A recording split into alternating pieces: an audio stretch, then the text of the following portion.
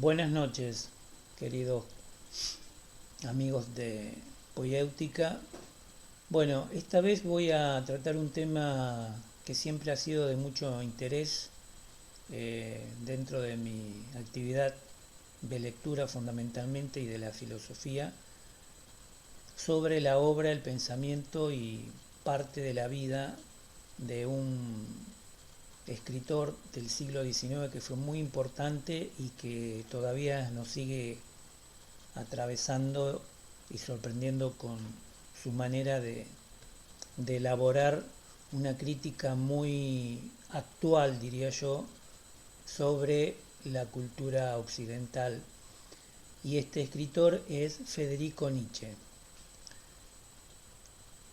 El trabajo que yo voy a intentar hacer es fundamentalmente desde su concepción de lo que para él va a ser una de las herramientas más importantes, que es la filología, que es una de las primeras disciplinas en la cual él se forma. Aparte, digamos, también en ese momento de juventud también estudia teología.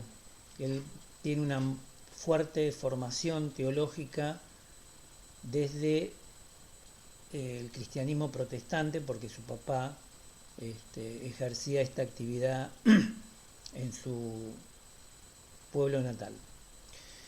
Entonces, para mí la obra de Nietzsche está atravesada por tres vectores que son los que van a argumentar la arquitectura de su escritura, de su pensamiento y de su manera de leer la realidad de aquel momento y hacer la crítica eh, extraordinaria que va a realizar sobre no solamente en la etapa en la que él le toca vivir, que es en el siglo XIX, como ya sabemos, con los dos desarrollos importantes de la Revolución Industrial, las consecuencias de la Revolución Francesa y ya la constitución y el establecimiento de la mayoría de los estados nacionales de aquella época. No solamente en Europa, sino también, por supuesto, en Latinoamérica o en el continente americano. Entonces, hay tres vectores, como señalé, que es la filología, la poesía y la filosofía, que yo considero que luego su filosofía o su aspecto filosófico de toda su obra va a ser una filosofía crítica, ¿sí?, a toda la filosofía, todo el saber filosófico tradicional que comienza desde los griegos hasta ese momento. Pero primero voy a definir lo que es el concepto o la palabra filología, que viene del griego y que quiere decir específicamente amante de las palabras. Disciplina que estudia una cultura a través de su lengua y su literatura, principalmente mediante el análisis de los textos escritos, en estos casos que pueden ser mitológicos, religiosos y literarios. Y su transmisión histórica, o sea, de qué manera se fueron transmitiendo, ¿sí?, este saber de los textos escritos dentro de una cultura determinada que se estudia. También se la va a llamar técnica que se aplica a los textos escritos para reconstruir su forma original e interpretarlos, o sea, realizar lo que se podría llamar una lectura hermenéutica, que está muy asociada la palabra hermenéutica con la palabra filología. Y la palabra hermenéutica, que también viene del griego, quiere decir hermeneu, que significa yo descifro, sumado a la palabra tekné, que quiere decir arte, el arte de hacer, es decir, el arte de explicar, descifrar e interpretar los textos escritos. En la antigüedad griega, o del resto de las culturas antiguas, significaba leer los textos sagrados de aquella época, ¿sí?, Y para esto era necesario adquirir ciertas técnicas de lectura que permitían, digamos, hacer esta lectura hermenéutica. Bueno, como iba diciendo, la palabra yo descifro significaba que, bueno, esta persona tenía que estar preparada con ciertas técnicas de lecturas. Pero en la antigüedad, perdón, en la mitología, hay un personaje muy importante que se llama Hermes, que era el mensajero, ¿sí?, de transportar los textos sagrados, o sea, los textos herméticos, que había que descifrarlos, ¿sí?, o sea, leérselos hermenéuticamente a los destinatarios. Entonces Hermes era el hermeneuta, o sea, el intérprete de los secretos que se forman, que en forma oral eran transmitidos a otros dioses, ¿sí?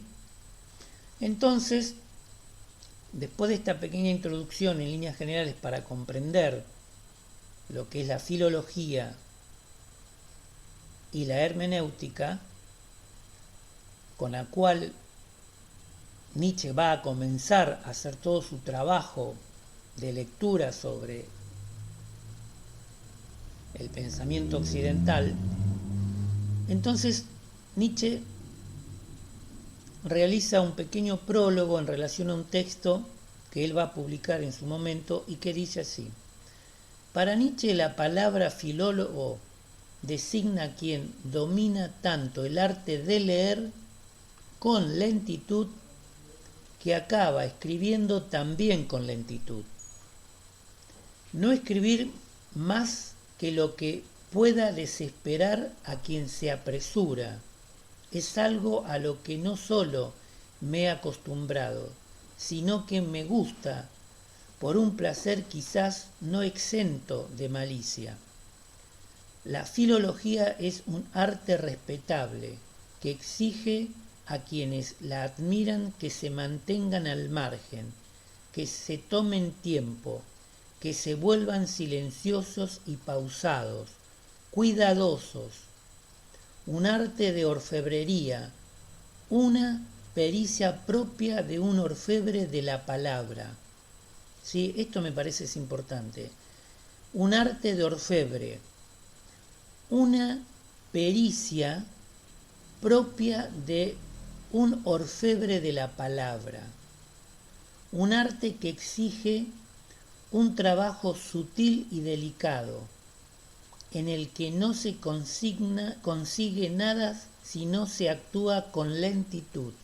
O sea, lo que nos está transmitiendo acá es un trabajo de orfebre, un trabajo sutil y delicado, que la consecuencia, el resultado de ese trabajo sobre la palabra va a ser el efecto estético del discurso, de la palabra. Por esto precisamente resulta hoy, y se refiere al siglo XIX, pero yo agrego también el siglo XXI, más necesario que nunca, precisamente por todo nos seduce, por esto nos seduce, y encanta en esta época nuestro trabajo. Esto es de precipitación que se consume en una prisa indecorosa por acabar pronto todo lo que emprende, incluyendo el leer un libro, ya sea antiguo o moderno. O sea, es un texto que fue escrito en 1853-54 más o menos, y que tiene totalmente vigencia. El arte al que me estoy refiriendo no logra acabar fácilmente nada.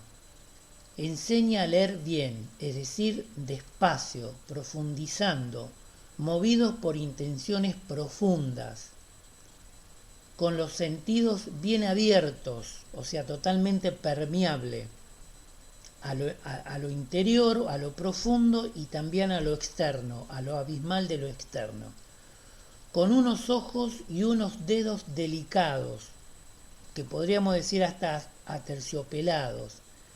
Pacientes amigos míos, este libro Aurora, Reflexiones sobre los prejuicios morales, no aspira a otra cosa que a tener lectores y filólogos, amantes de la palabra,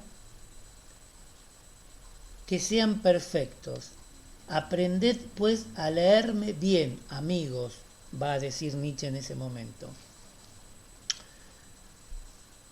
Entonces podríamos decir que el filólogo para Nietzsche es un buen lector de las letras, aquel que se detiene a tratar de comprender lo que quiere decir una palabra y su significado y su sentido. Entonces, buen lector de las letras que martilla los tradicionales conceptos petrificados por los artificiales sentimientos que desde Sócrates, porque es al autor que él va a criticar, y filtrado por el cristianismo, construyen la oxidada armadura de una caballerosidad vacía de voluntad de poder vivir la vida en sí misma. Esta va a ser la crítica central a su pensamiento, a su obra. Así, la actitud esclava colonizó a la razón, al conocimiento, al pensamiento y al saber humano en la cultura occidental, secando la vitalidad de la voluntad de poder. La trascendencia es el mejor artilugio creado por la cultura occidental para instalar la lógica deductiva como método de control de las masas y poder político de los cuadros elitistas de todas las épocas. Entonces, podemos decir que Nietzsche es un escritor que indaga en la filología y los sentidos ideológicos que las palabras desde sus orígenes etimológicos, que la palabra etimología quiere decir también estudia el origen y el sentido verdadero de la palabra, que viene del griego. Las palabras fueron adquiriendo en cada época diferentes sentidos. Así se fue desvirtuando la voluntad de poder y el espíritu cayó en la servidumbre del yo. Yo que impera como amo artificial de su propia morada, la conciencia desvirtuada por las insatisfacciones de los impulsos vitales de la vida. Así, la cultura occidental separó lo inmanente entre Dioniso y Apolo para inventar un Apolo trascendental y un Dionisio del infierno terrenal. O sea, acá está haciendo una crítica justamente al cristianismo. El texto que él tiene, que es el Anticristo, hace referencia justamente a esta separación, a esta dualidad que se va a instalar, que por supuesto tiene su asidero en el pensamiento tanto de Sócrates como su gran discípulo que fue Platón. Nietzsche es todos los poetas y filósofos que hicieron huellas en la cultura occidental, y es ninguno de ellos a la vez. Pero sin embargo, leer sus textos nos incluye en la tradición poética y filosófica, ¿sí? O sea, nos atraviesa totalmente. Y a la vez nos excluye y nos expulsa de esa tradición para que realicemos el camino de la crítica que él efectuó. Esta es su enseñanza, esta es su transmisión. Él es un pensador dinámico, flexible, volátil y metafórico que abre todos los poros de la percepción de la realidad humana para seguir transformándose el espíritu humano por fuera de los dogmas de la cultura. ¿Sí? O sea, él lo que nos está ofreciendo con sus conceptos, ¿sí?, de la muerte de Dios, del superhombre, del eterno retorno y del nihilismo es justamente esa explicación crítica que trata de dejar como una enseñanza para que no quedemos atrapados en ese estado alienante de la cultura tradicional. Intenta y logra demostrar que la cultura como estructura que constituye al ser humano está viva, como la poesía misma, y que nos atraviesa como integrantes de ella. ¿Sí? O sea, podríamos plantear acá entonces que el acto poético, ¿sí?, es totalmente inmanente a la cultura actual, pero que la cultura conservadora y tradicionalista crea los mecanismos necesarios para que justamente eso que está vivo y late aparezca como ausente, aparezca como reprimido. La filología es la infraestructura sobredeterminante y la poesía y la filosofía crítica la superestructura que mantienen una relación invariable con el factor que la sobredetermina. En este caso es la disciplina de la filología, que a su vez la filología está sobredeterminada por la poesía y la filosofía crítica. Su concepción del lenguaje genera una ruptura de tal envergadura, instalando esa grieta, ese nuevo lugar que no tiene comparación con los modelos anteriores del lenguaje.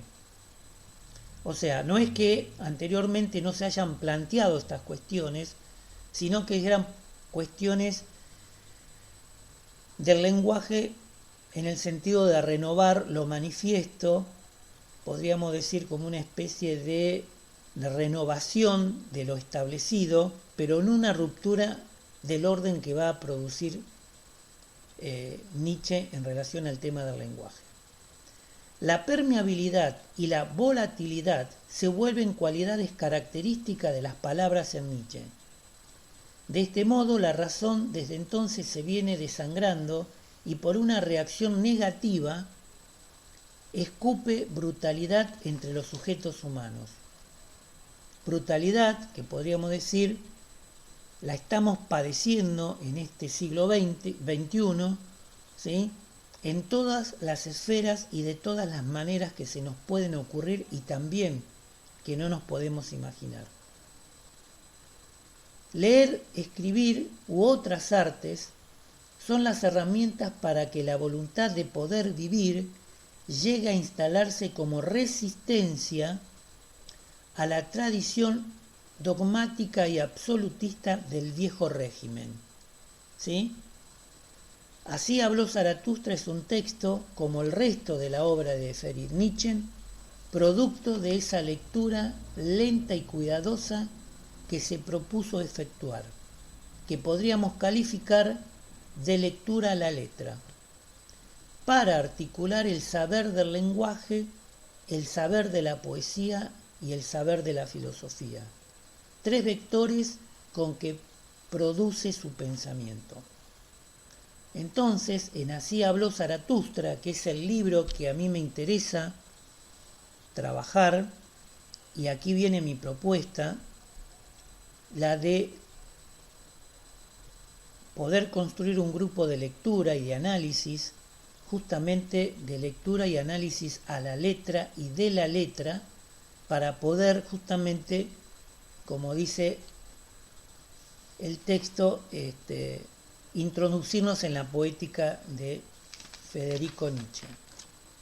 Entonces, en Así habla Zaratustra, no podemos dejar de reconocer su trabajo filológico, su trabajo poético y su trabajo filosófico como consecuencia de un proceso de discernimiento y meditación muy lento, muy detallado, como si hubiera ido tallando sobre esos pilares del saber tradicional socrático, ¿sí?, para amalgamar y ensamblar estos tres aspectos que el autor del Zaratustra considera fundamentales para crear un lenguaje propio, un hacer propio y un pensar propio que fue la manifestación disruptiva de ese proceso cultural que la modernidad instaló, y que él, por ser sujeto social, no pudo estar al margen, como tampoco pudo su individualidad dejar de estar afectada. ¿Por qué? Porque le provocó enfermedad mental y enfermedad física. De este modo padeció y sufrió esos cambios abruptos que siglos tras siglos, generación tras generación, se fueron sucediendo, sin vacilación, en la Europa moderna, liberal y capitalista. Su actividad intelectual lo arrastró espiritual y físicamente a ser un sujeto marginal y excluido, y de este modo supo encontrar la salida de ese laberinto en el que se había transformado el siglo XIX. Hago hincapié porque el siglo XIX considero que fue un siglo de muchísima evolución, muy volcánico por las dos revoluciones industriales, la instalación de la Revolución Francesa, las grandes movilizaciones sociales, las grandes luchas de los trabajadores, el surgimiento también del socialismo utópico, ¿sí? El desarrollo del pensamiento y de la literatura del romanticismo y el naturalismo. Entonces, la vulnerable personalidad social e individual de Nietzsche fue para la sociedad del momento insignificante. ¿Sí? Insignificante, ¿por qué? Porque sus parámetros de vida no estaban dentro de las esferas de lo que era ser en ese momento pertenecer a la clase burguesa. ¿Sí? Pero su obra y su biografía son testimonio de esa voluntad de poder vivir a pesar de las contingencias, en este caso particular de su vida personal, como en este caso estamos hablando de este autor, en la que un ser humano puede encontrarse a sí mismo. ¿Sí? O sea, lo que él nos está diciendo en el texto del Zaratustra, como en otros textos, es que no hay una verdadera transformación del sujeto humano sin esa voluntad de poder vivir, y esa voluntad de poder vivir de acuerdo a las coordenadas que han quedado sometidas a los valores de la cultura occidental y cristiana, han quedado sepultados. Entonces esto genera terriblemente mucho malestar, mucha confusión y también mucha enfermedad mental. Entonces él propone como ejemplo de vida también que para lograr salir de ese estado no se puede dejar de sufrir. Y en este caso él es un fiel ejemplo de cómo esta cultura que busca la trascendencia, anulando la posibilidad de poder vivir humanamente, ¿sí?, en el periodo que nos toca vivir a cada uno, queda totalmente postergado. Entonces él paga ese precio de esa libertad a través de su obra, enfermándose mentalmente y físicamente. ¿Sí? Bueno, el próximo encuentro voy a tratar de hablar específicamente del texto Así habló Zaratustra, con el cual propongo poder armar un grupo de lectura. Así que bueno, nos estamos viendo, comunicando la próxima semana seguramente. Muchas gracias por estar y acompañarme. Un abrazo para todos.